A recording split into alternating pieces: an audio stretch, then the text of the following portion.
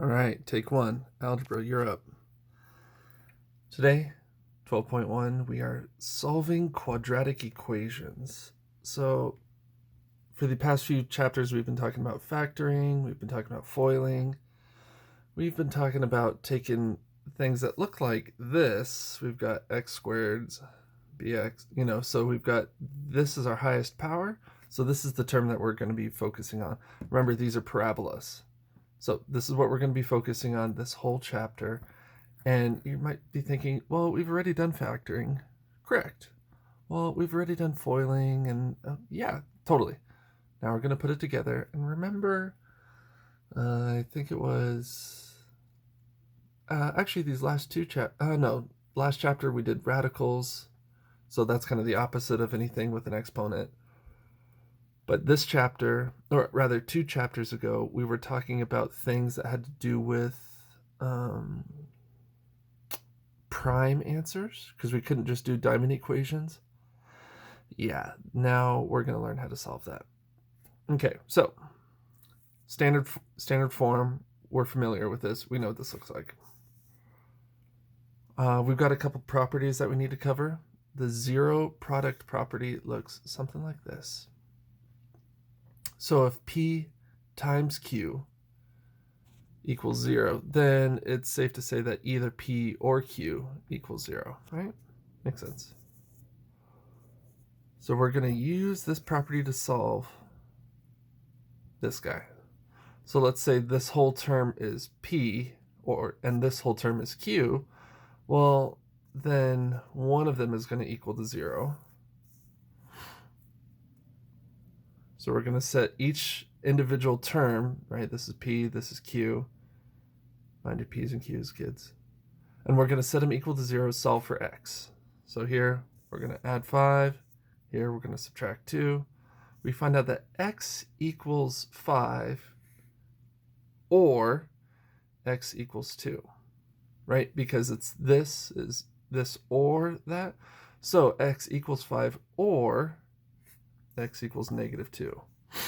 That's what this comma means. Now, this whole thing, you might be thinking, what in the world does this mean? This is solving for our x-intercepts. These are the places where the parabola, remember the parabola kind of looks like this? The parabola is going to cross the x-axis at these 2 places. Bum, bum, bum. You might think, why does this matter? Well, we've got a whole chapter ahead of us showing why this matters. So just tune in, stay focused. This is what we're going to be doing. So what you might need to do is factor the trinomial. These are the diamond problems, right? These are the things that we got pretty good at. So I don't know if you guys are going to be taking notes while doing this. You could pause it right here and work this out, or you could just wait for me to unveil it, which I'm going to do just like that. Okay, so our 2 factors, right, our P and Q, are x plus 2 times x plus 6 equals 0. Then we're going to set each term, P and Q, equal to 0. Again, P and Q is based on the zero product property, right? So each of these little parenthetical statements are P and then Q, respectively. Set them equal to 0, solve for x. X is going to equal negative 2 or negative 6. So again, this parabola is going to cross the x-axis at these 2 places. Now, what does this mean?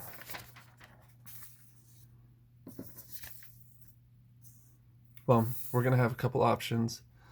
Things that we need to do beforehand. Here's our first one. Removing a common monomial. Solve.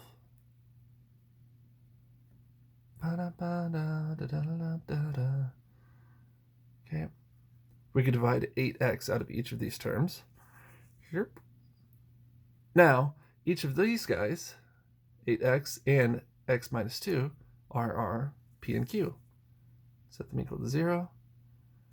We find that x equals 0 or 2. It is important to say that x equals 0. That is a value which x can equal. And that'll be one of the places that our parabola crosses the x-axis. I'll give you guys some examples after this video to show you exactly what I mean by the place where we cross the x-axis. You might be thinking, what are you talking about? Just follow along, do your notes, and I'll have another video up shortly. Okay, here's another example. Now it's going to be up to us to recognize when we can remove these common monomials. That's going to be, looking for even numbers or maybe a variable that goes all the way through. Just stay focused. Keep your eyes out for things like this, and then you'll be able to do that. This, we could divide everything by 2. Now I'm going to factor that trinomial. Yep, another diamond problem. Bada bing, bada boom.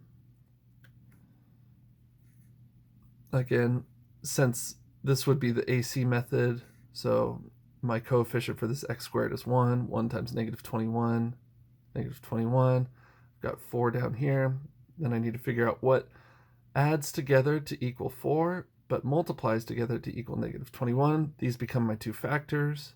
Negative 3, positive 7. My 2 is going to stay up front. Don't forget that. And then we set each of these, this coefficient way up front, term, equal to 0. Now, it's important to note that 2 does not equal 0. That means that 2 is not it's not a value for x. It's not an x-intercept. Okay, that'll make sense when we start graphing. Right now, just make sure you have your notes. Make sure that you note it in your homework, quizzes, and test. And then, of course, these two, set them equal to 0, solve for x, bada bing, bada boom. X, in this case, equals 3 and negative 7. Okay. Moving on. First and foremost, the equation must be set equal to 0. What we've seen up to this point is just the expression ax squared plus bx plus c. But now we need to set it equal to 0. Ax squared plus bx plus c equals 0. Here's an example. So in this case, our quadratic, right, because it's got an exponent, it's going to make it's got an exponent of 2, right? So it's going to make a parabola, but it's not equal to 0. It's equal to 147. So what do? Subtract both sides by 147, make it equal to 0. Setting it equal to 0, this shows us where x equals 0. That's what we're looking for. We're looking for the x-intercept. That's where x equals 0. I've got a common monomial. I can divide both of them by 3. That gives me 3x squared minus 49. And because we all memorized our perfect square patterns, this is a conjugate. So again, I've got 3x plus 7, x minus 7 equals 0. It's still equaling to 0. If you don't remember these conjugates, those are the perfect square conjugates. I think that was chapter 9 that those are introduced. I'm going to set each term 1, 2, 3 equal to 0. 3 does not equal 0. X plus 7 equals 0. X minus 7 equals 0. So what we'll say is x equals plus or minus 7. You could write it x equals positive 7, comma, negative 7. But this is the way that you're going to see it in textbooks and homework, quizzes, etc. Okay, last page.